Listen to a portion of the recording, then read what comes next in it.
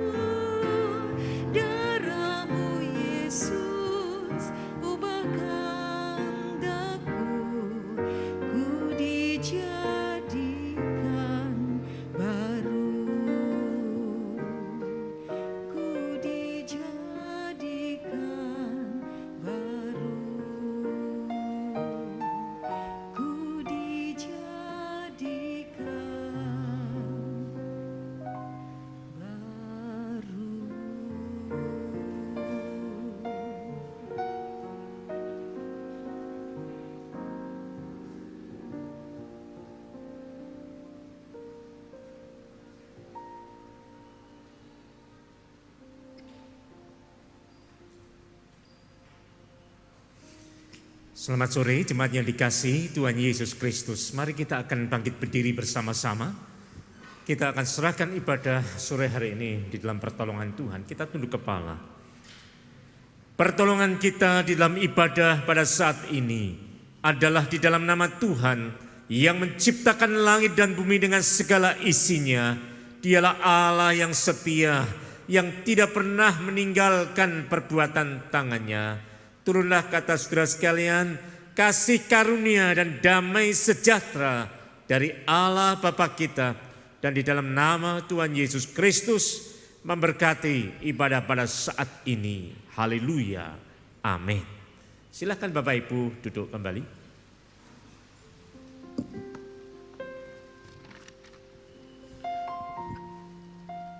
Selamat sore, shalom Bapak Ibu Saudara. Shalom. Boleh tengok kanan kiri, depan belakang, katakan shalom. Haleluya. Saya juga menyapa shalom bagi Bapak Ibu Saudara yang mengikuti ibadah melalui online. Biarlah sore hari ini kita datang dengan hati yang rindu dan haus akan hadirat Tuhan. Saya percaya ketika kita sepakat bersehati, kita mau bawa pujian penyembahan kita, saya percaya hadirat Tuhan akan turun tengah kita. Amin Bapak Ibu Saudara. Beri kemuliaan bagi Allah kita. Haleluya.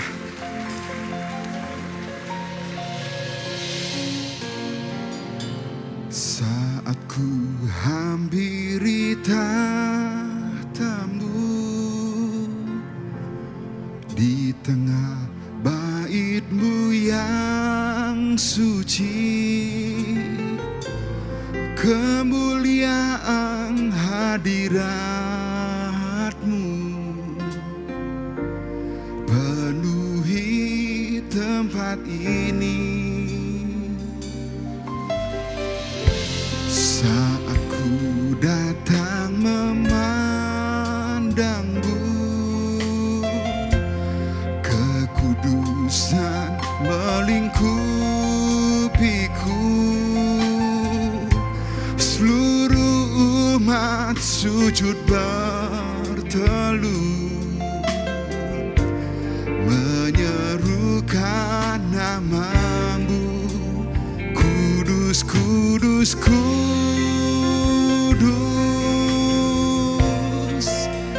Tuhan Allah mulia.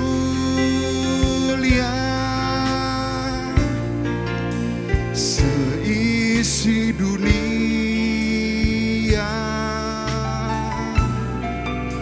sujud menyembah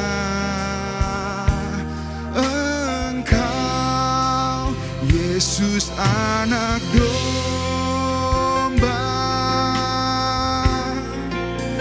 yang duduk di tahta,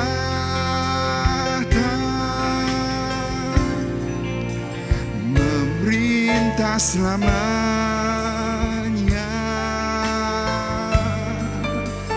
atas manusia. Mari bersama nyanyikan pujian ini. Saat ku hampiri tahta-Mu, Saat ku hampiri tahta-Mu,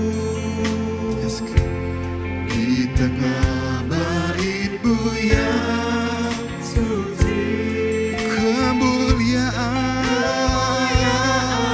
hadirat. terima kasih Tuhan penuhi tempat ini. Saat ku datang memandang-Mu, Saat ku datang memandang-Mu, kekudusan melingkupiku. seluruh umat sujud berteluh, menyerukan. Mari katakan kudus, kudus, kudus, kudus, kudus, kudus,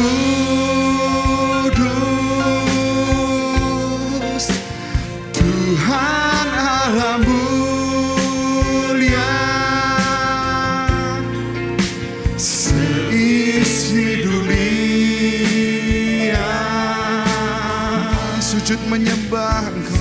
Sujud menyembah Engkau Yesus anak domba yang duduk di tahta, memerintah selamanya.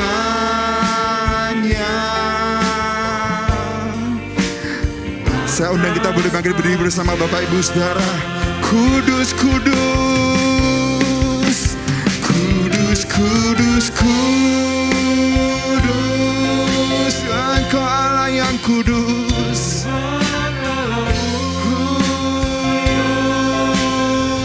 Ya Tuhan, si dunia adalah semua melakukan menyembah-Mu Tuhan. Oh, Engkau Yesus anak domba yang duduk di tahta, memerintah selamanya atas manusia. Mari katakan sekali lagi, kudus, kudus, kudus, kudus, kudus, ya Tuhan, Tuhan Allah mulia. Seisi dunia sujud menyembah. Oh, Engkau Yesus anak domba yang duduk di tahta,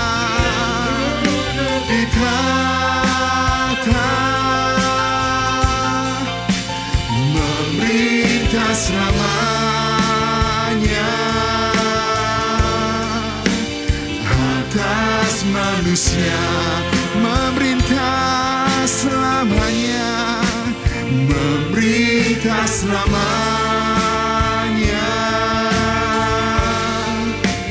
atas manusia, memerintah selamanya atas manusia. Mari kita datang ke hadirat Tuhan, kita hampiri Dia, mari sembah Dia, angkat suara Bapak Ibu Saudara. Terima kasih Tuhan, Engkau yang layak disembah. Seluruh bumi menyembah-Mu Tuhan. Mari ucapan syukur bagi Tuhan. Ucapkan syukur bagi Tuhan. Terima kasih Tuhan, terima kasih. Engkau Allah yang kudus, Engkau yang layak terima segala pujian. Engkau yang layak terima segala sembah kami. Sore hati kami mau datang Tuhan, kami datang dengan hati yang rindu dan haus akan Engkau Tuhan. Kami menyenangkan hati Tuhan.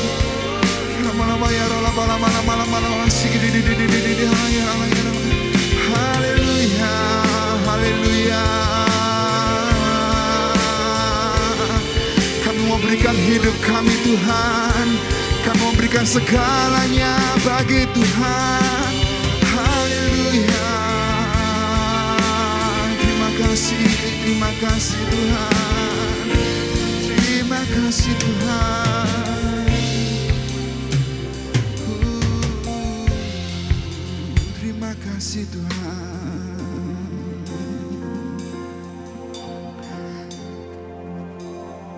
Ku berikan semua yang berharga, semua yang mulia, semua yang terbaik dari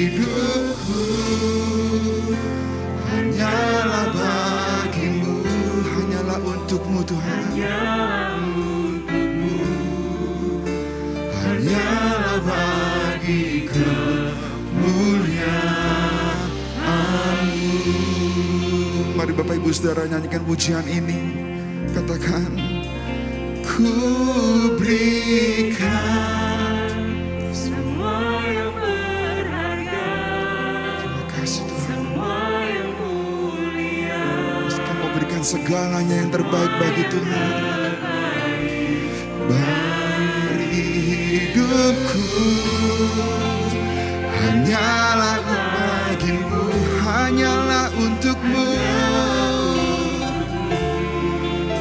hanyalah bagi kemuliaan-Mu. Mari katakan, ku berikan semua yang berharga, semua yang mulia, semua yang terbaik dari hidupku,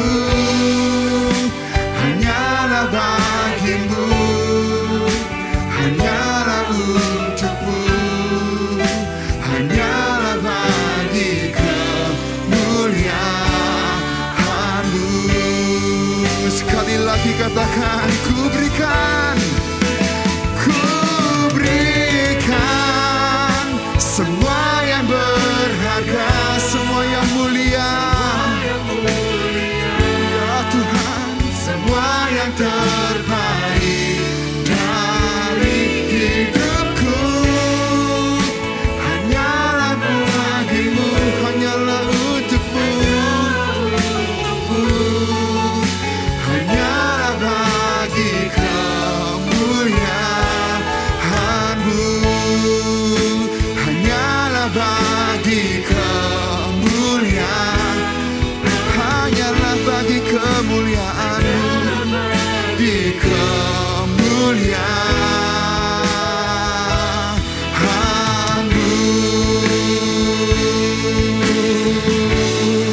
Beri kemuliaan bagi Allah kita. Segala yang terbaik hanya bagi Tuhan. Haleluya. Terima kasih Tuhan. Terima kasih Tuhan, kami bersyukur Tuhan. Kalau kami boleh ada sampai hari ini itu semua karena kemurahan-Mu Tuhan. Kami mau bawa pujian penyembahan kami yang terbaik sore hari ini hanya bagi Tuhan saja. Dalam nama Yesus kami siap memuji Tuhan. Haleluya. Amin. Haleluya. Sekali lagi beri kemuliaan bagi Allah kita. Haleluya. Betapa besar, betapa dalam, betapa lebar kasih Allah bagi kita semua. Amin. Haleluya. Betapa dalamnya.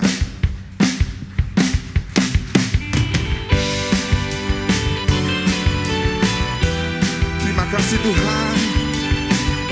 Kasih-Mu tiada bandingannya. Kasih Tuhan tiada duanya.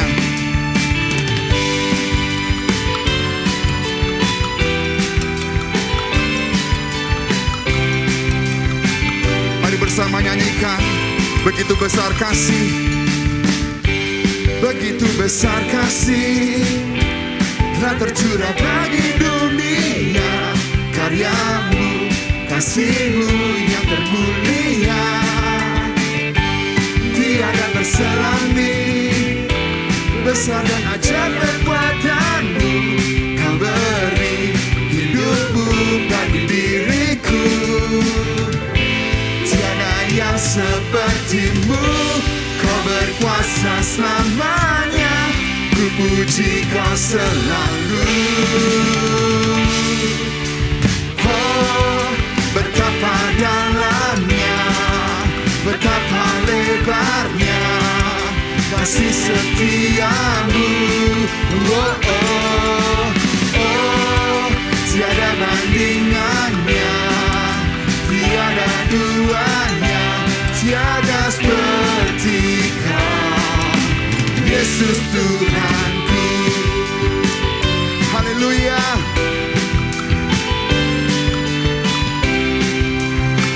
Bersama katakan, begitu besar kasih, begitu besar kasih telah tercurah bagi dunia. Karya-Mu, kasih-Mu yang termulia, tiada terselami. Besar dan ajaib perbuatanmu, kau beri hidupku bagi diriku. Tiada yang sepertimu, kau berkuasa selamanya. Ku puji kau selalu. Bersama-sama. Oh, betapa dalamnya, betapa lebarnya kasih setiamu. Oh, oh, oh, tiada bandingannya, tiada duanya, tiada seperti kau. Yesus Tuhanku, anugerahmu penuhku, Anugerahmu selalu baru. tiada berkesudahan.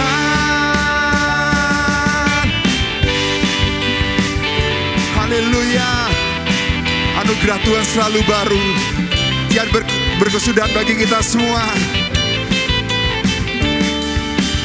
Oh, betapa dalamnya, betapa lebarnya kasih setiamu. Oh, oh, oh, tiada bandingannya, tiada duanya, tiada seperti kau. Oh, betapa dalamnya, betapa lebarnya kasih setiamu. Oh, oh, oh, tiada bandingannya, tiada duanya, tiada seperti kau. Yesus Tuhanku.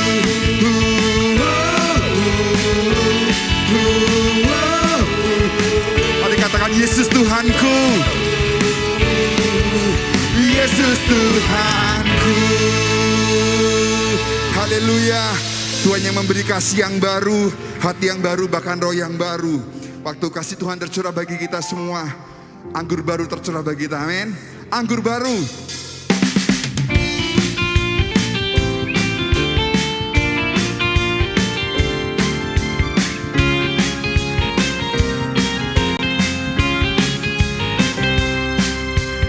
Katakan Roh Kudus. Roh Kudus tercurah di tempat ini.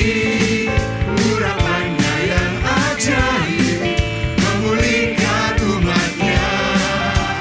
Roh Kudus tercurah bagi gerejanya, membangkitkan umat pilihannya.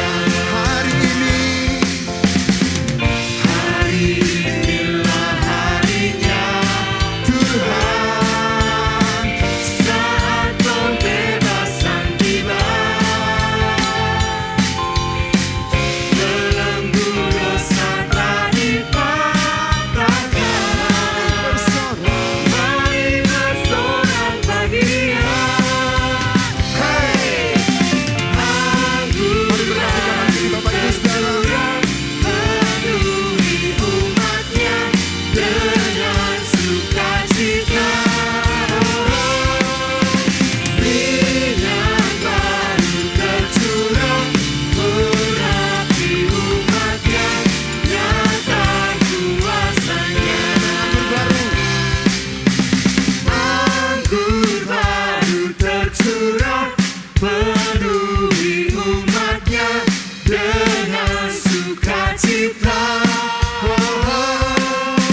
Minyak baru tercurah, urapi umatnya, nyata Ulang katakan Bapak Ibu Saudara. Katakan anggur baru. Anggur baru tercurah, penuhi umatnya dengan sukacita. Minyak baru tercurah, urapi umatnya, nyata kuasanya.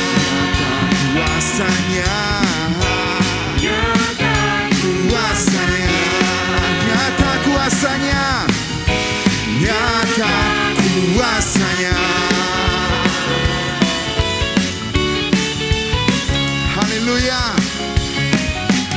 Beri kemuliaan bagi Allah kita. Terima kasih Tuhan. Haleluya. Silakan duduk Bapak Ibu Saudara. Tiba saatnya saya akan membacakan ayat dalam 2 Korintus 2 ayat 14a. Tetapi syukur bagi Allah yang dalam Kristus selalu membawa kami di jalan kemenangannya. Saya ulangi sekali lagi. 2 Korintus 2 ayat 14a. Tetapi syukur bagi Allah yang dalam Kristus selalu membawa kami di jalan kemenangannya. Mari kita baca bersama-sama. Saya hitung 1, 2, 3. 2 Korintus 2 ayat 14a. Tetapi syukur bagi Allah yang dalam Kristus selalu membawa kami di jalan kemenangannya. Mari kita coba hafal bersama-sama. Saya hitung 1, 2, 3. 2 Korintus 2 ayat 14a. Tetapi syukur bagi Allah yang dalam Kristus selalu membawa kemenangan dalam jalan kemenangannya. Haleluya. Beri kemuliaan bagi Allah kita.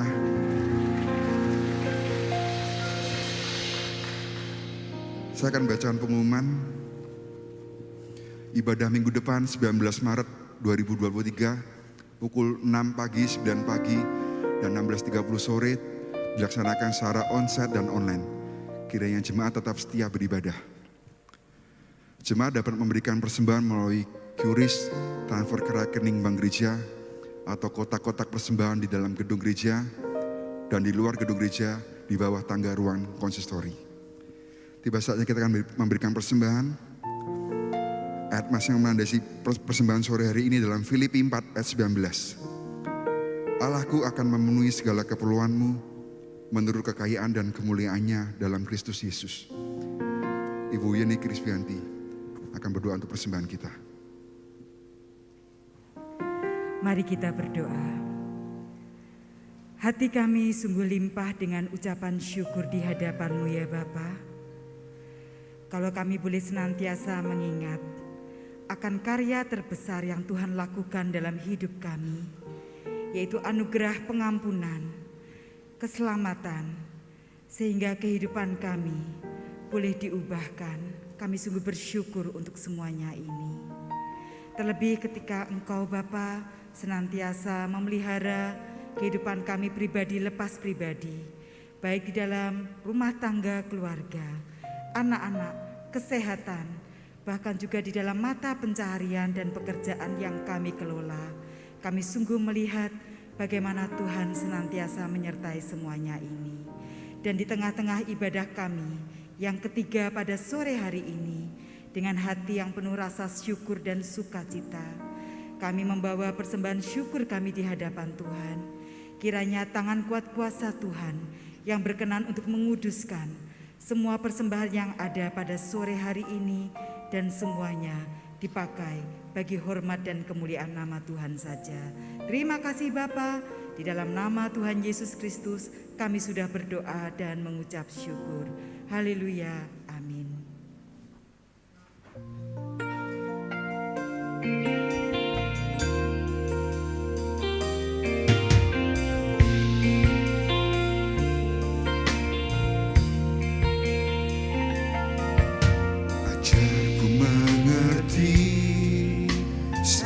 Jalanmu tak bisa kulihat, kau tetap setia, tinggalkanmu lagi. Hidupku ada di dalam tanganmu, rancanganmu Tuhan, indah dan Tuhan tak pernah gagal, selalu buktikan janji setiamu. Sungguh selamanya imanku berkata, Tuhan tak pernah gagal.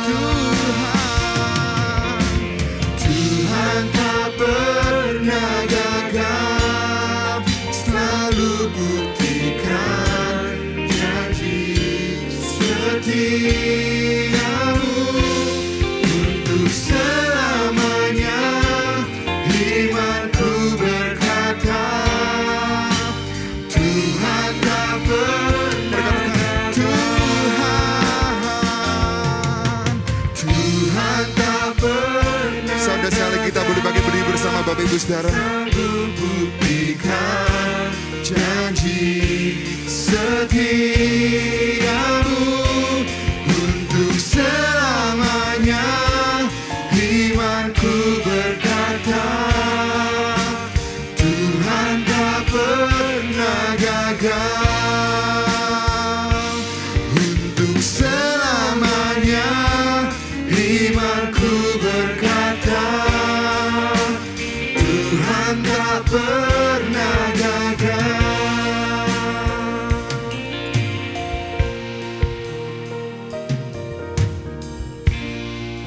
Kembali kami mengucap syukur di hadapan-Mu ya Bapa, atas persembahan yang boleh kami bawa, baik melalui kris, transfer, maupun kotak-kotak persembahan yang ada. Dan Tuhan kiranya sendiri yang akan memberikan hikmat, bijaksana kepada majelis bendahara gereja kami, untuk mengelola segenap keuangan yang ada, dan semuanya boleh dipakai untuk mengembangkan pelayanan-pelayanan yang ada di gereja kami. Dan kami percaya Bapa, bahwa di dalam kehidupan jemaat-Mu, perjalanan kehidupan mereka, Tuhan yang akan melimpahkan berkat-berkat yang terbaik, khususnya di dalam mata pencaharian dan pekerjaan yang dikelola.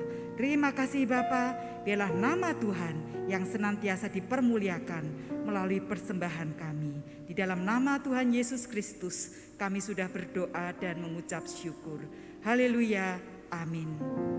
Silakan duduk Bapak Ibu Saudara. Firman Tuhan sore hari ini akan dilayani oleh Bapak Pendeta Petrus Varianto Stadharma. Namun sebelumnya kita akan diberkati oleh paduan suara Mazmur Bakti Pria. Tuhan Yesus memberkati.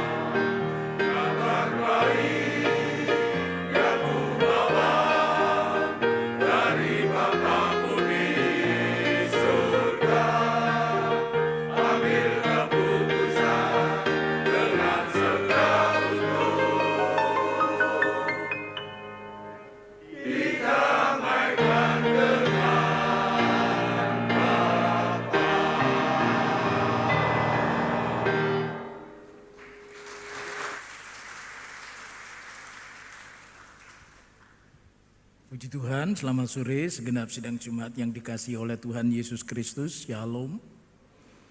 Mari bersama-sama kita akan mempersiapkan hati kita menyambut firman Tuhan. Kita datang kepada Tuhan di dalam doa. Terima kasih Bapa, sungguh kami diingatkan oleh pujian dari paduan suara Mazmur Bakti Pria akan karyamu yang besar, Engkau yang menyelamatkan kami, mendamaikan kami dengan Bapa. Dan biar sebentar kami kembali merenungkan tentang salib-Mu sebelum kami bersekutu dengan tubuh dan darah Tuhan. Roh Kudus menolong hamba-Mu dan kami semua supaya kami dapat menjadi pelaku-pelaku firman yang setia. Di dalam nama Tuhan Yesus Kristus kami sambut firman-Mu. Amin. Puji Tuhan, mari bersama-sama kita akan merenungkan mengenai satu kata, sebenarnya merupakan akronim yang ada pada salib Yesus Kristus. Dan berbicara tentang salib Yesus Kristus, baik peristiwa mulai dari penangkapan, penderitaan, sampai kepada kematian Yesus Kristus dan kebangkitannya perlu kita renungkan kembali. Dan dari sekian banyak fragmen-fragmen, bagian-bagian dalam peristiwa penyaliban Yesus Kristus, kita akan fokuskan kepada sebuah tulisan yang dipasang, yang dicantumkan pada kayu salib Yesus Kristus, yaitu INRI. Kita membaca Alkitab kita di dalam Injil Yohanes pasal yang ke-19.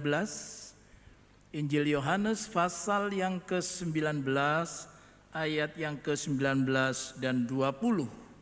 Demikian bunyi firman Tuhan. Dan Pilatus menyuruh memasang juga tulisan di atas kayu salib itu, bunyinya Yesus orang Nazaret, Raja orang Yahudi. Banyak orang Yahudi yang membaca tulisan itu sebab tempat di mana Yesus disalibkan letaknya dekat kota. Dan kata-kata itu tertulis dalam bahasa Ibrani, bahasa Latin, dan bahasa Yunani.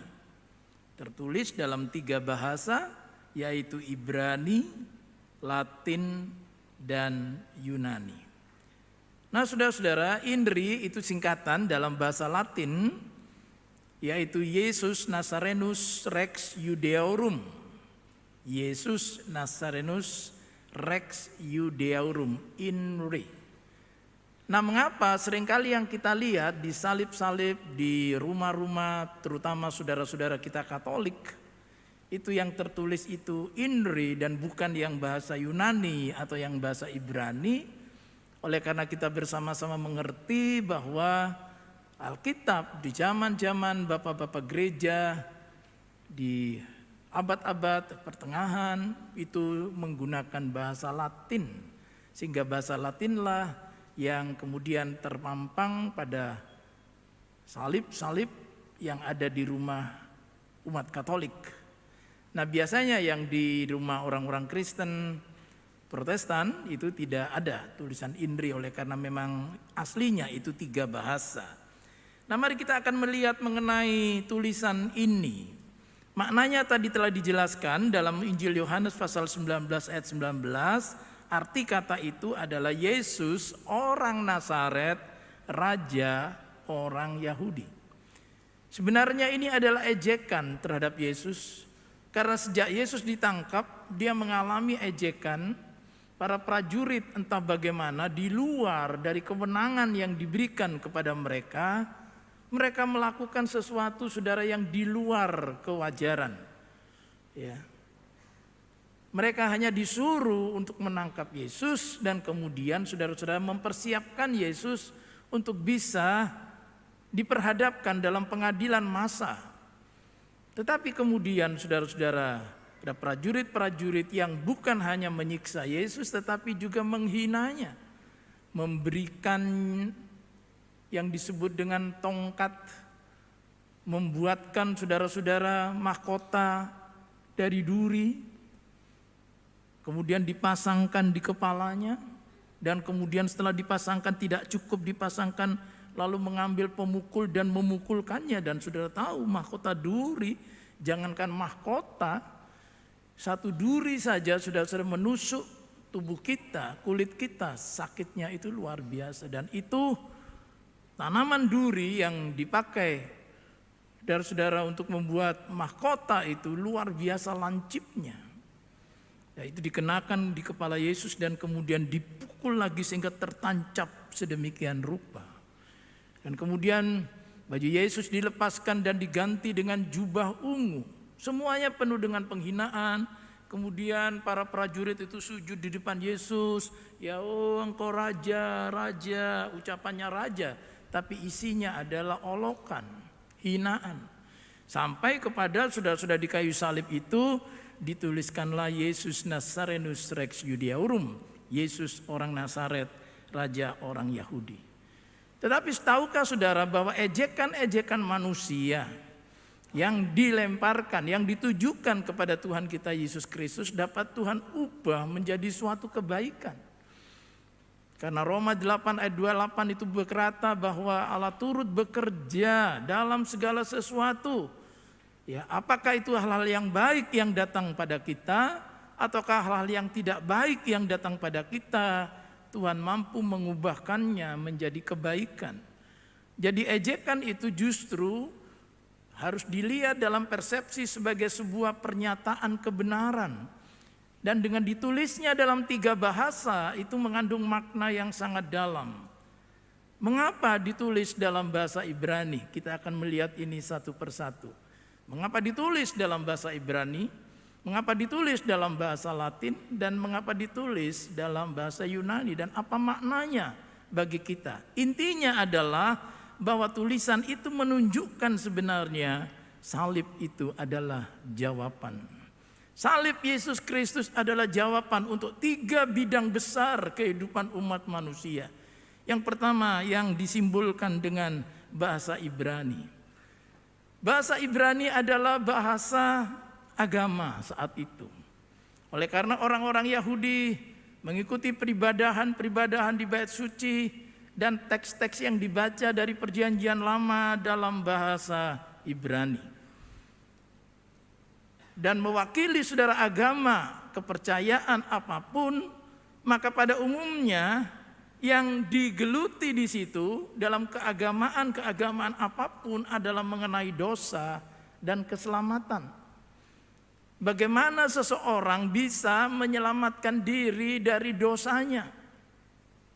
Bagaimana orang bisa ditebus dari dosanya? Karena bersama-sama saudara-saudara tanpa disadari, orang-orang yang menganut agama-agama tertentu bertujuan untuk memperoleh keselamatan, baik selama di muka bumi ini maupun dalam kekekalan. Sehingga dalam tulisan bahasa Ibrani ini itu menunjukkan bahwa Yesus Kristus itu sebenarnya jawaban atas masalah dosa dan keselamatan.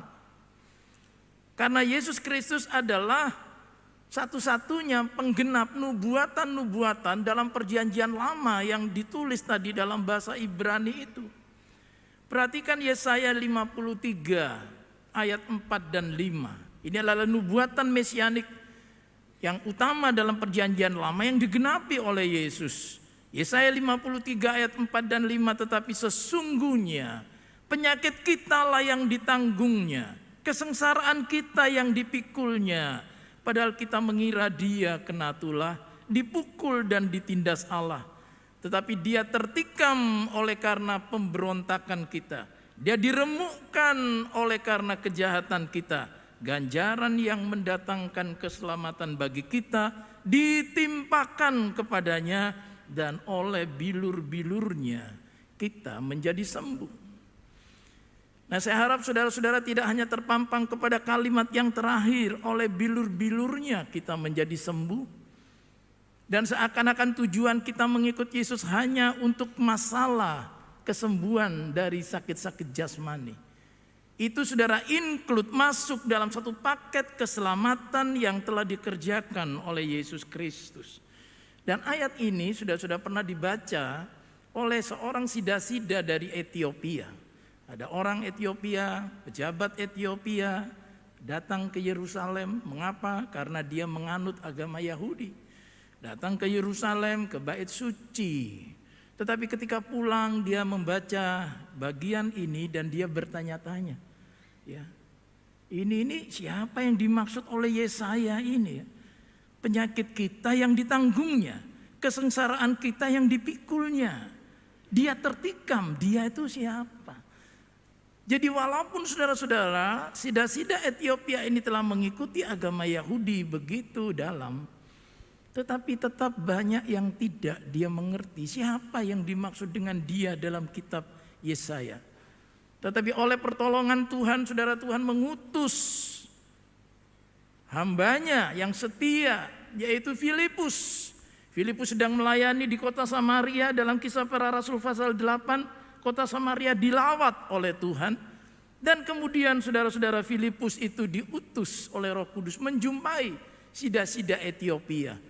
Dan oleh kuasa Tuhan dia dengan cepat tiba berada di samping dari kereta yang ditumpangi, dinaiki oleh sida-sida Ethiopia, dan dia menemui sida-sida itu dan bertanya, "Bapak sedang apa?" "Oh, saya sedang membaca ini, teks ini." "Ayo ikut naik di kereta ini. Ini saya sedang membaca." "Lah, Bapak ngerti enggak yang Bapak baca?" "Enggak." "Oke, kalau gitu saya jelaskan." Nah, bertitik tolak dari Yesaya 53 ayat 4 dan 5 itulah Filipus menjelaskan siapa yang dimaksud oleh Yesaya, bahwa nubuatan yang dibacakan itu tadi adalah nubuatan tentang Yesus Kristus. Dan saudara tahu akibatnya? Orang Ethiopia itu segera dia mengakui Yesus Kristus adalah Mesias yang diutus oleh Allah. Dan dia berkata, ini ada karena lewat saudara-saudara lewat tepi air, di sini ada air yang mengalir, bolehkah saya mengambil keputusan sekarang? Wah, luar biasa ya. Keputusan untuk menerima Yesus lewat baptisan air. Nah, saudara-saudara, banyak orang mengikuti keagamaan, kepercayaan, tetapi kadang-kadang hanya ya tanpa pengertian. Sama seperti sida-sida Ethiopia ini. Dan ia cukup terbuka untuk apa? Menerima penjelasan itu dari seorang hamba Tuhan. Dia mau menerima penjelasan itu dan kemudian ia mengambil keputusan dengan cepat. Dia tidak menunda-nunda waktu karena dia tahu hari depan tidak ada suatu kepastian apapun. Ketika ada anugerah Allah yang dijelaskan, yang diberikan kepadanya, dia terima Yesus Kristus dan ia diselamatkan. Ia penuh sukacita melanjutkan perjalanannya pulang ke negerinya di Ethiopia. Nah, saudara-saudara, Rasul Paulus juga menjelaskan siapa Yesus Kristus, oleh karena dalam konteks Ibrani perjanjian lama, dosa itu terselesaikan jika ada korban yang dibawa, yang dipersembahkan kepada Tuhan. Ya, terutama pada Paskah ada yang disebut dengan anak domba Paskah. Tapi Rasul Paulus menjelaskan 1 Korintus 5 ayat 7, buang ragi yang lama itu supaya kamu menjadi adonan yang baru, sebab kamu memang tidak beragi. Sebab anak domba Paskah kita juga telah disembelih, yaitu Kristus. Jadi saudara-saudara, dengan melihat tulisan bahasa Ibrani yang bertujuan untuk kaum agamawan, pengikut-pengikut agama yang begitu waktu itu saudara-saudara begitu mendalam tapi tanpa pengertian, diungkapkan, dibukakan bahwa Yesus Kristuslah anak domba yang telah disembelih. Nah, oleh sebab itu tidak dibutuhkan lagi korban-korban binatang, karena ia telah sekali untuk selamanya menjadi korban bagi kita. Itu bahasa Ibrani. Yang kedua, bagaimana dengan bahasa Latin? Bahasa Latin pada masa itu saudara digunakan untuk hukum, untuk politik, untuk kekuasaan. Ya. Dan Yesus Kristus di kayu salib itu menunjukkan bahwa hukum-hukum ketetapan Allah dipenuhi. Bahwa saudara-saudara kekuasaan yang nyata, kekuasaan yang benar, kekuasaan sejati, itu adalah kepemimpinan yang ditunjukkan oleh Yesus dengan keteladanan, yaitu ketaatan sampai mati di kayu salib. That's the true leadership. Itu kepemimpinan yang benar. Perhatikan kata Simon Petrus dalam 1 Petrus 3 ayat 18. Sebab juga Kristus telah mati sekali untuk segala dosa kita, Ia yang benar untuk orang-orang yang tidak benar, supaya ia membawa kita kepada Allah. Ia yang telah dibunuh dalam keadaannya sebagai manusia, tetapi yang telah dibangkitkan menurut roh. Kristus telah mati. Ia yang benar untuk orang-orang yang tidak benar. Pemimpin yang benar, keteladanan pemimpin. Dan sekarang itu sudah mulai pudar. Siapa tuh yang bisa kita teladani? Ada orang, saudara-saudara, menggunakan satu teori dalam ekonomi. Teori apa? Teori mengenai HRD, Human Resource Department, sumber daya manusia. Kalau orang itu suka melakukan sesuatu yang tercela dengan mengambil uang yang bukan miliknya, dengan kata lain korupsi, maka solusinya sederhana katanya. Gimana? Ditinggikan saja gajinya, dinaikkan saja gajinya. Begitu gajinya dinaikkan 4-5 kali lipat, dia berkecukupan, tidak mungkin dia korupsi. Betul? Benar? Hari-hari ini kita telah membaca, kita mendengar bukan bahwa teori itu tidak benar. Karena masalahnya bukan masalah ansih, hanya mengenai masalah materi. Tetapi something in the heart, sesuatu di hati. Dan sayangnya saudara-saudara, ada orang-orang yang menamakan diri juga Kristen seperti itu. Dan banyak orang sekarang mulai pesimis kembali saudara-saudara mengenai perpajakan di negara kita. Dan itu pun yang nampak ke permukaan itu saudara-saudara, itu di Tengara itu adalah puncak dari gunung es. Dan saudara sudah membaca 300 triliun.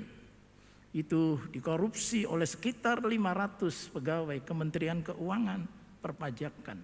Saya sampaikan ini karena ini terbuka dan ini bukan isu. Ini sudah dibuka di publik. Siapa keteladanan? Apa betul kalau gajinya naik tinggi itu sudah pasti tidak ada korupsi? Tidak jaminan, karena itu masalah hati, mental, berat. Ya. Nah, kalau itu juga terjadi dalam kehidupan anak-anak Tuhan, sangat disesalkan. Nah, Kristus adalah pemimpin yang memberikan keteladanan kepada kita. Sampai dia berkata di Yohanes 10 ayat 11, akulah gembala yang baik. Apa gembala yang baik? Apa pemimpin yang baik? Gembala yang baik memberikan nyawanya bagi domba-dombanya. Berbeda dengan pemimpin-pemimpin yang lain. Kalau bisa orang lain yang mati buat saya. Kalau bisa ajudan saya itu mati buat saya harus terlindungi, saya harus aman, saya harus diproteksi sedemikian rupa oleh orang-orang yang menjadi bemper-bemper, menjadi tameng-tameng saya.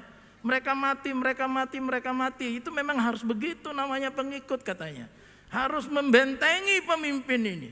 Pemimpin ini harus dilindungi sedemikian rupa. Saudara-saudara, berbeda dengan kepemimpinan Yesus Kristus. Dia katakan, akulah gembala yang baik, a good shepherd. Dan gembala yang baik memberikan nyawanya.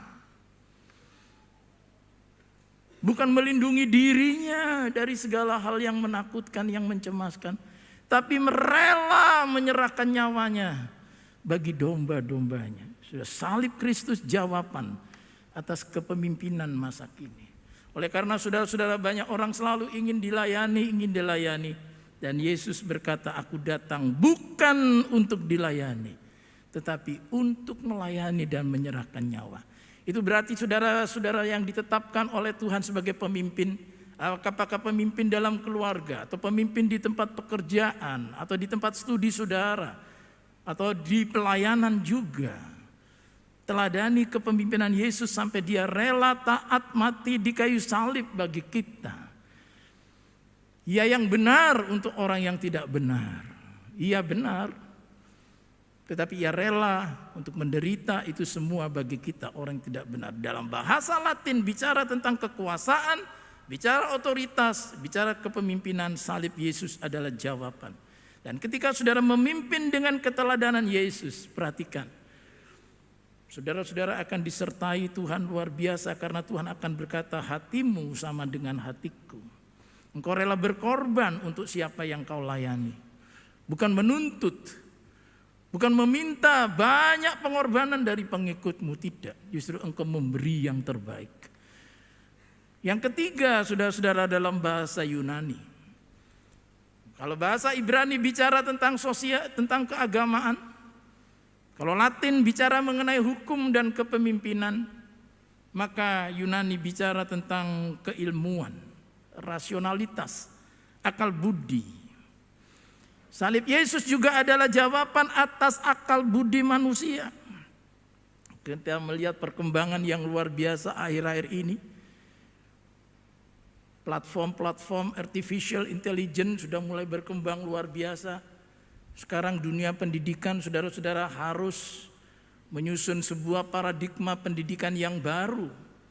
Karena kalau pertanyaan-pertanyaan untuk anak-anak didik kita hanya sekedar apa ini, apa itu, mengapa begini, mengapa begitu, itu langsung bisa ditanyakan di platform-platform artificial intelligence dan mendapatkan jawaban dalam sekejap.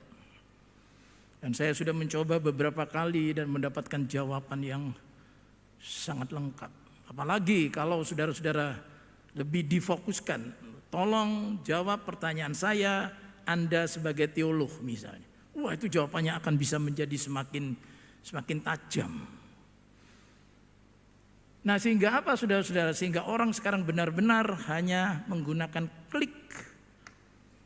Ilmu pengetahuan luar biasa. Akal budi manusia luar biasa. Nah, tetapi pertanyaannya sekarang saudara-saudara, apakah itu yang dibanggakan? Rasul Paulus berkata dalam 1 Korintus 1 ayat 22 sampai 24, orang-orang Yahudi menghendaki tanda dan orang-orang Yunani mencari hikmat, tetapi kami memberitakan Kristus yang disalibkan. Untuk orang-orang Yahudi suatu batu sandungan, dan untuk orang-orang bukan Yahudi suatu kebodohan. Tetapi untuk mereka yang dipanggil, baik orang Yahudi maupun orang bukan Yahudi, termasuk saudara dan saya, mari kita katakan sama-sama, Kristus adalah kekuatan Allah dan hikmat Allah. Yesus Kristus adalah kekuatan Allah dan hikmat Allah. Mengapa salib itu lebih unggul daripada hikmat akal budi manusia? Karena hikmat akal budi manusia mengatakan bahwa dosa itu memang harus dihukum. Tetapi yang melampaui itu adalah bahwa Yesus Kristus itu mau menggantikan kita. Itu di luar nalar. Perhatikan saja saudara-saudara sekarang. Mana bisa masuk akal? Ya orang yang bersalah itu ya dia yang harus menanggung hukuman. Orang yang salah itu yang harus menanggung akibatnya. Bagaimana mungkin ada orang lain yang mau menggantikan ini? Dianggap saudara-saudara di luar nalar, dianggap kebodohan. Padahal salib bukan kebodohan, tetapi salib justru adalah sesuatu yang di luar, yang beyond our mind. Di luar kesanggupan akal budi kita. Tidak mampu memahami anugerah Allah. Bagaimana anugerah Allah diberikan kepada saudara dan saya? Apa kelayakan, sesuatu yang membuat saudara layak menerima anugerah Allah? Apa? Apa yang ada pada saya yang bisa saya banggakan sampai Allah jatuh hati mau menyelamatkan saya? Nggak ada. Nggak ada. Nah, mengapa? Why? Nah, seringkali pertanyaan why ini kita ajukan ketika kita mengalami yang tidak enak gitu loh. Kenapa saya yang menderita? Kenapa saya yang mengalami kerugian? Mengapa saya yang mengalami sakit penyakit? Mengapa saya? Seharusnya pertanyaan why me itu adalah untuk keselamatan. Kalau why me sudah kenakan untuk keselamatan, maka saudara akan berkomitmen lebih lagi kepada Tuhan. Mengapa aku yang Tuhan selamatkan? Siapa aku ini? Apa jasaku? Apa kebaikanku? Tidak ada. Aku manusia bejat, aku manusia buruk, aku manusia yang tidak pernah tulus, aku manusia yang tidak pernah betul-betul setia. Mungkin namaku Setia Dharma, tapi betul aku setia. Mungkin selama ini kita hidup di depan orang saja yang nampak sebagai seorang yang baik. Terlalu banyak kemunafikan di dalamku, tetapi Yesus telah rela mau mati bagiku. Itu di luar segala rasionalitas akal budi kita. Satu lagi saudara-saudara, pentingnya kita memahami salib Kristus. Rasul Paulus 2 Korintus pasal 10 ayat 5 berkata begini, kami mematahkan setiap siasat orang dan merubuhkan setiap kubu yang dibangun oleh keangkuhan manusia untuk menentang pengenalan akan Allah. Kami menawan segala pikiran dan menaklukkannya kepada Kristus. Hati-hati. Akal budi diberikan oleh Tuhan, terima kasih. Akal budi digunakan supaya membuat hidup ini menjadi lebih mudah, terima kasih.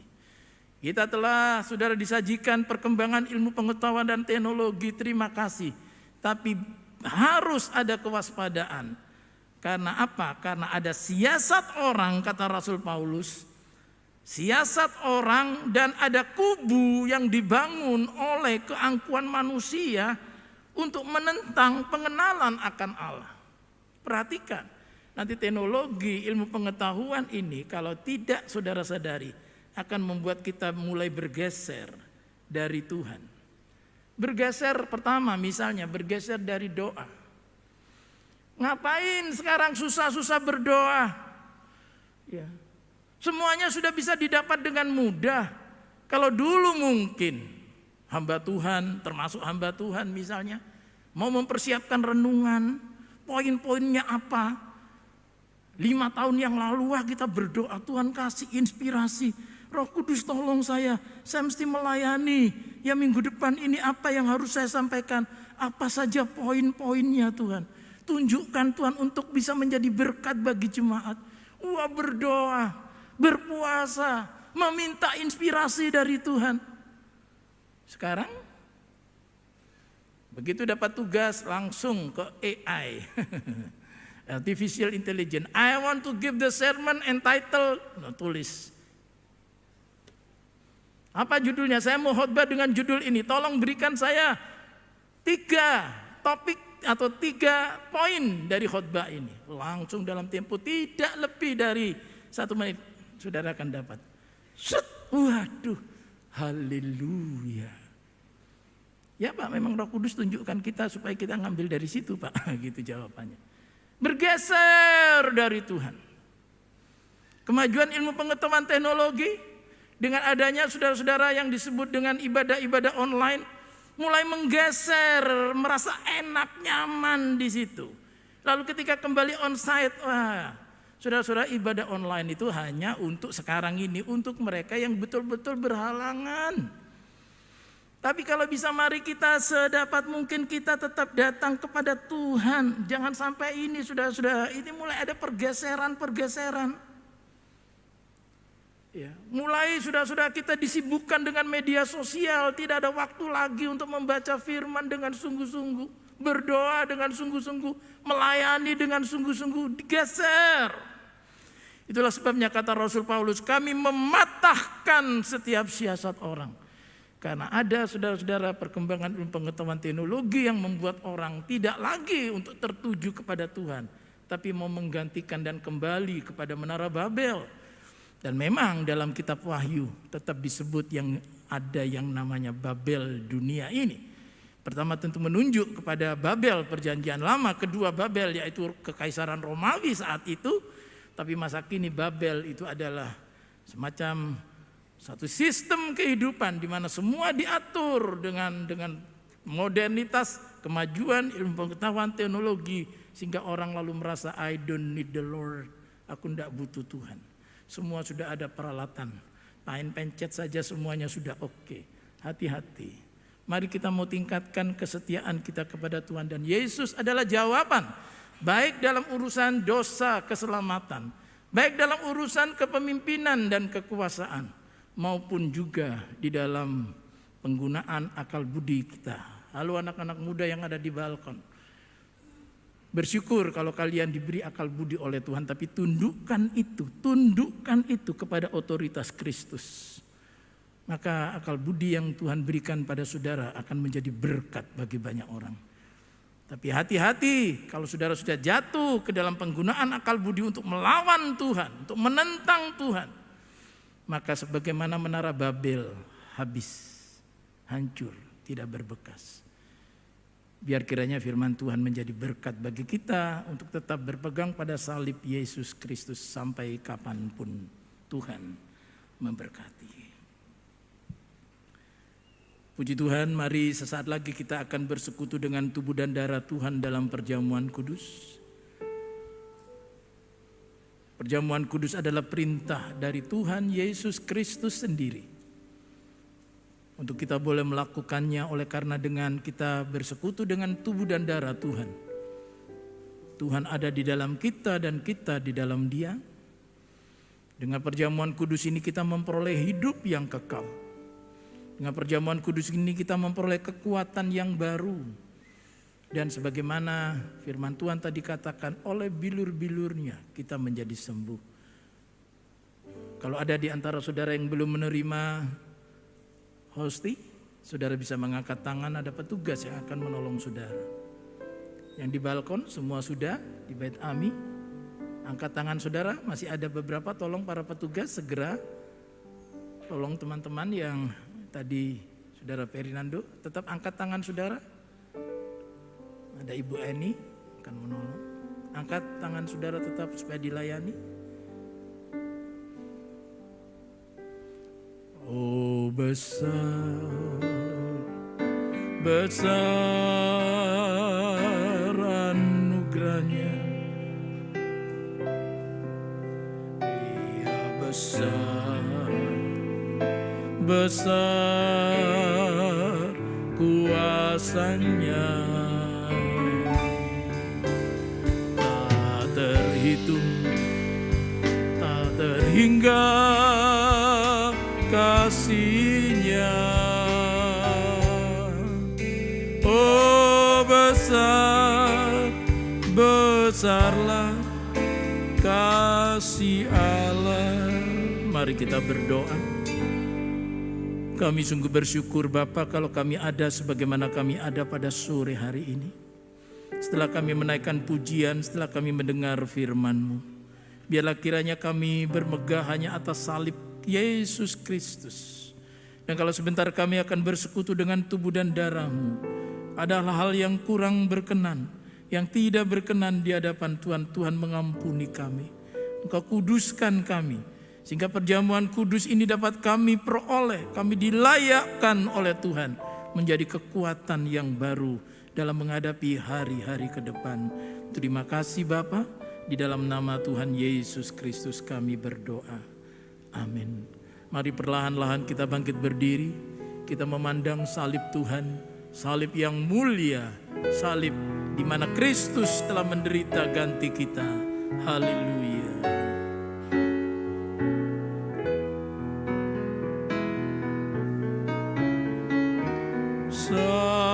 Salibnya, salibnya selama mulia,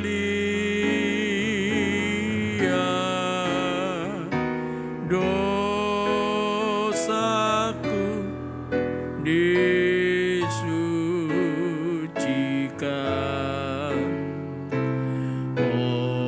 oleh darah Yesus. Pegang roti dan angkat tinggi-tinggi, demikianlah firman Tuhan. Bukankah roti yang telah dipecah-pecahkan adalah persekutuan dengan tubuh Kristus? Mari kita makan bersama-sama roti yang melambangkan tubuhnya ini dengan percaya di dalam nama Tuhan Yesus Kristus.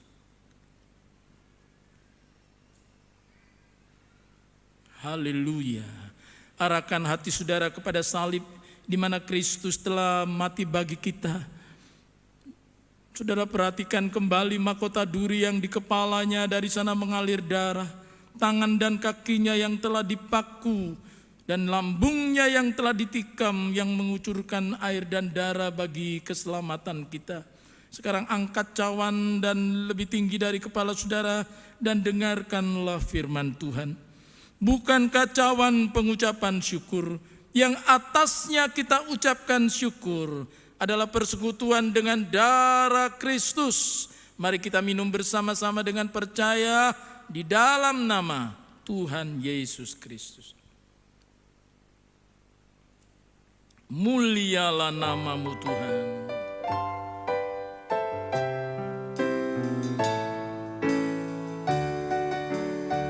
Naikkan dengan penuh iman dan syukur kita. Haleluya. Mulialah namamu Tuhan.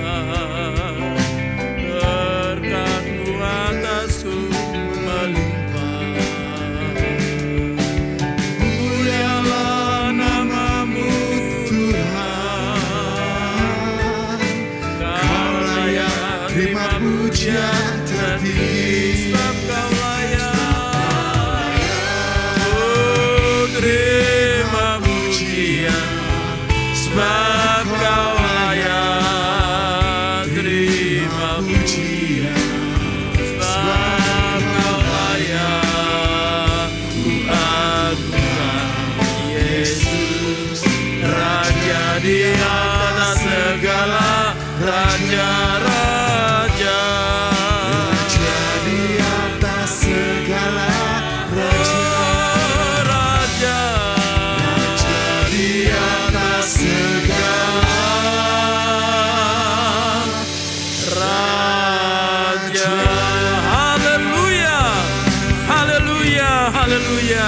Haleluya, terima kasih.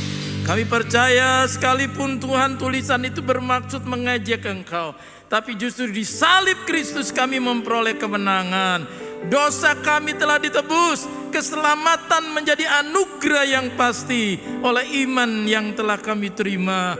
Demikian juga Tuhan kami memperoleh keteladanan kepemimpinan di dalam Engkau. Dan kami juga Tuhan mengerti mengenai bagaimana kami harus menggunakan akal budi kami. Setelah kami bersekutu dengan tubuh dan darah-Mu, kami percaya anak-anak-Mu yang telah mengikuti perjamuan kudus ini, kami yang lemah telah dikuatkan. Kami yang sedang dalam kebutuhan telah ditolong oleh Tuhan. Dan oleh bilur-bilur Tuhan kami telah menjadi sembuh. Terima kasih, biar kabar baik tentang salib ini terus kami beritakan sepanjang hidup kami. Dan saudara-saudara yang kekasih, setelah bersama-sama kita beribadah, sekarang angkatlah tangan saudara bagi tanda menyerahkan hidup saudara sepenuhnya ke dalam tangan Tuhan. Saudara-saudara yang kekasih, setelah bersama-sama kita beribadah, terimalah berkat yang melimpah ruah yang turun dari tahta kasih Allah Bapa di dalam kuasa kemenangan dan kebenaran dari Yesus Kristus Tuhan kita, dan persekutuan oleh Roh Kudus menyertai saudara-saudara sekalian mulai sore hari ini sampai Maranatha. Tuhan Yesus Kristus datang kembali dalam kemuliaan-Nya. Haleluya. Amin.